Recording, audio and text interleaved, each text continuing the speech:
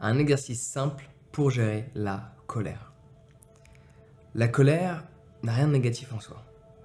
La colère est simplement une émotion humaine qui nous traverse. Ce qui la rend négative, c'est le fait que cette émotion crée des réactions qui sont pour la plupart inconscientes. Et pour certaines, en grande partie, que l'on risque de regretter plus tard, à travers des mots que l'on va exprimer, à travers des gestes que l'on aura faits.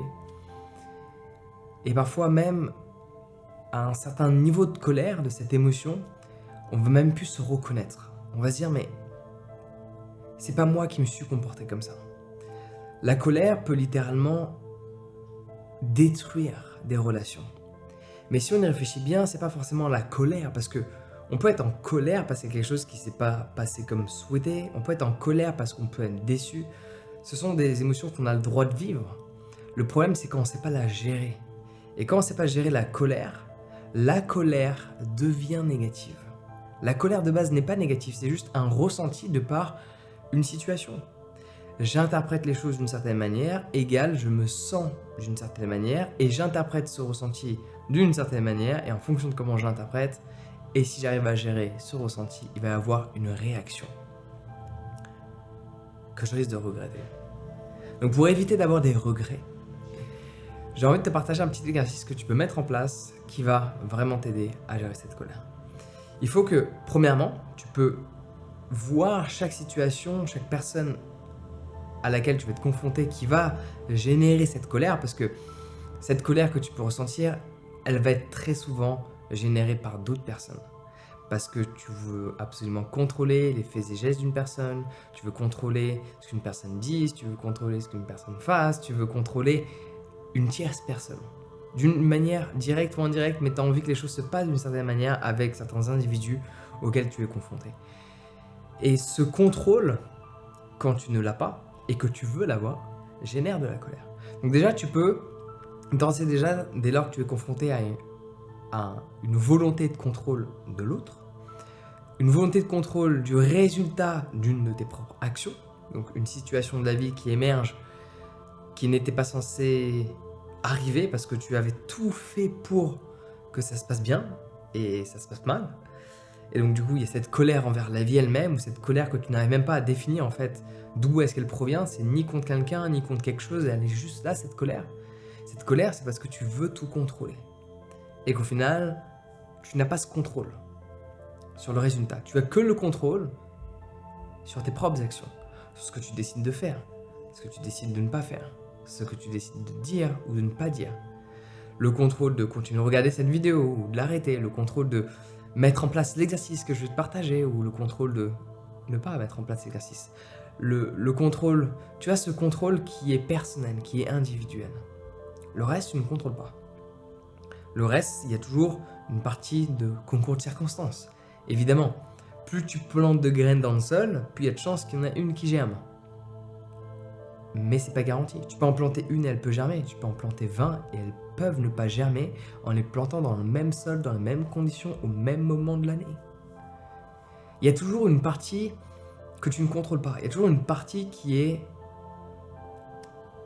ce qu'on pourrait appeler de la chance. Tu peux influencer la chance. J'ai pu réaliser dans ma propre existence de vie que plus je travaille et plus j'ai de la chance. Cependant, il y a toujours cette partie invisible, cette partie où on ne sait pas trop ce qui se passe. Il faut juste faire confiance. Ouais. Donc l'exercice que tu peux mettre en place pour gérer cette colère, c'est dès lors que cette émotion émerge, quelle que soit la raison, que tu ne la comprennes pas, que ce soit relié à une personne, que ce soit relié à un événement, quelle que soit la raison dès lors que cette émotion de colère émerge en toi, à ce moment-là, ce que tu peux faire, c'est te servir de ce moment pour déplacer ton attention sur l'air qui rentre et l'air qui sort, in and out. Et à ce moment-là, une fois que tu as pris conscience de cette émotion, du coup, tu décides consciemment de ne pas développer cette émotion et d'emmener ton attention sur l'air qui rentre et l'air qui sort de tes narines, de ressentir cette caresse qu'il y a sur le bord de tes narines. Et au début, tu risques de respirer d'une manière assez intense, genre parce que t'es pas content, ouais. Et avec le temps, donc l'avantage, c'est qu'au moins tu vas ressentir, parce Parce que quand tu respires fort, tu as plus tendance à ressentir la caresse de l'air sur tes narines. Et tu vas progressivement ralentir le flux d'air entrant et ralentir le flux d'air sortant. Et tu vas faire en sorte que, en ralentissant, l'air que tu l'inspires le plus lentement possible. Au début, tu es énervé, donc ça fait ça.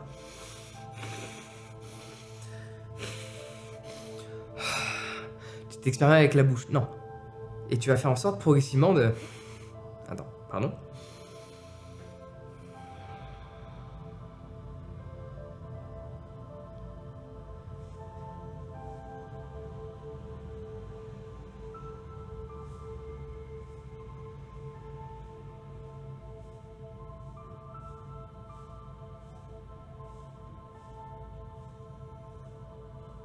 De ralentir le flux d'air, entrant et sortant. Rien que de le faire quelques minutes, tu vas voir, ça va calmer cette émotion, parce que cette émotion est accordée à un rythme cardiaque élevé. En respirant lentement et consciemment, déjà ton attention ne va plus être sur le pourquoi tu es énervé, elle va être sur l'air qui rentre et l'air qui sort. Et avec le temps, une fois que tu vas développer ce mécanisme de prendre cette habitude de faire cet exercice-là, au-delà du fait de ralentir ton rythme cardiaque et donc dissocier ton rythme cardiaque de l'émotion, de la pensée, donc ça va y avoir cette distanciation à travers la dissociation, ce qui va se passer, c'est aussi que tu vas prendre plaisir à le faire. Et donc du coup, tu vas avoir cette possibilité d'avoir un micro-plaisir instantané qui ne dépend de rien d'autre que de l'air qui rentre et de l'air qui sort. Et ça, c'est game changer dans la vie quand tu arrives à le faire. Donc c'est un mécanisme qu'il faut mettre en place parce que ça te permet de dépendre d'une seule chose, de l'air. Et aux dernières nouvelles, que tu sois en intérieur, en extérieur, dans les airs ou sur terre, il y a juste dans la mer, et encore on a trouvé des solutions, ça s'appelle les bouteilles d'oxygène, tu as de l'air. Et à partir du moment donné où tu fais en sorte de dépendre d'une seule chose, c'est-à-dire l'air, chose que par définition tu en dépends pour que tes organes fonctionnent, mais que tu en dépendes pas uniquement dans un fonctionnement au niveau de ton aspect physique, mais d'en dépendre sur ta sensation de bien-être, tu deviens libre. Parce que tu n'as pas besoin de regarder une vidéo pour te motiver, tu n'as pas besoin d'utiliser une application à la con pour te calmer. Non, tu as juste besoin de...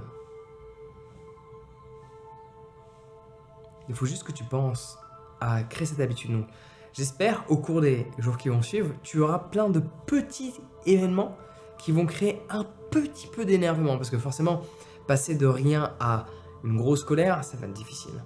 Mais si tu prends l'habitude, dès lors qu'il y a des petites colères, que tu, déjà de base, arrives à les gérer, arrives à aller au-delà tout seul, sans l'aide de qui que ce soit. Mais dès que tu vas prendre ce mécanisme de « Ok, je sens de l'énervement, focus sur l'air qui rentre, focus sur l'air qui sort », à ce moment-là, ta vie va changer. Donc ça fait partie des techniques que tu peux apprendre, notamment ce qu'on appelle du pranayama. Donc il y a différentes techniques de respiration. Je partage tout ça dans ma formation sur la méditation, auquel, si tu es déjà inscrit, tu le sais déjà, et il y a plus de chances que tu regardes cette vidéo parce qu'il y a plus de chances que je t'énerve, évidemment. Mais il y a de grandes chances que tu n'es pas inscrit à ma formation. Tu t'inscris à ma formation sur la méditation. Il y a évidemment des techniques de méditation.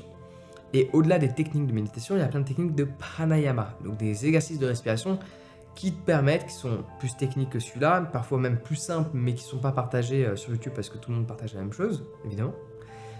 Si tu veux un contenu qui est très intéressant, un contenu qui a une grande valeur ajoutée, tu vas sur mon site jeanval.com, le lien est dans la description. T'inscris à ma formation sur la méditation, elle va changer ta vie. Tu ne seras plus colérique, tu te sentiras mieux et tu dépendras d'une seule chose. L'air qui rentre, l'air qui sort. Le lien est dans la description, je te laisse aller checker ça, va sur mon site internet, sur ce prends soin de toi et passe une excellente journée.